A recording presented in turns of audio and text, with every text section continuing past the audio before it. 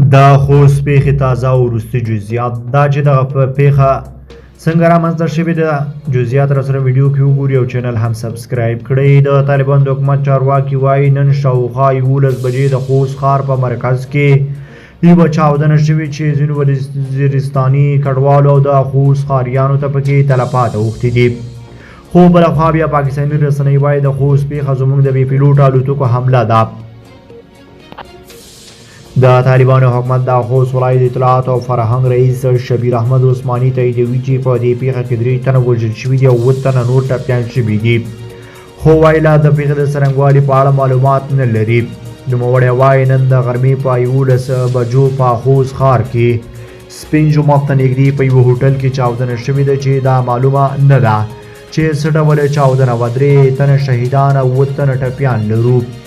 ښاغلي عثماني وایي د مړو جسدونه او ټپیان روغتون ته لیږدول شوي دي. نوموړی همداشان وایي چې ممکن د پیښې په تلفاتو کې زیاتوالی راشي. په خوست کې خبریالان بیا وایي د پیښې د ځای او هغه روغتون ته د ننوتلو اجازه نه ده ورکړل شوې چې د وژل شوي جسدونه او ټپیان پکې دي. د خوست اطلاعات او فرهنګ رئیس د دې پوښتنې په ځواب کې چې آیا نننۍ پیښه د هوایي برید له امله رامنځته شوې کو نه څه ونه ویل. خو پاکستاني رسنیو د خوست پیښه یو هوایي برید بللی دی. د پاکستان آج تلویزیون نن پر خپله ویبپاڼه لیکلي دي چې په دې هوایي برید کې د پاکستاني طالبانو د تحریک یو مهم قماندان حافظ ګل بهادر او کسان یې په نښه شوي دي، خو خپلواکو سرچینو لا دا موضوع نه ده تایید کړې. آج همداشان لیکلي دي چې د دې برید اصلي هدف خپله حافظ ګل بهادر و، خو معلومات نشته چې نوموړی په دې برید کې وژل شوی دی که نه.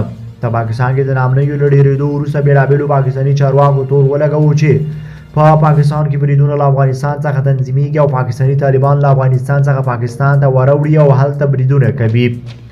یادو چارواکو همداشان خبرداری ورکړې وو چې کو په افغانستان کې د طالبانو حکومت د هغو کسانو مخه ونه نیسي چې په پاکستان کې نامني جوړوي خپله به اقدام وکړي.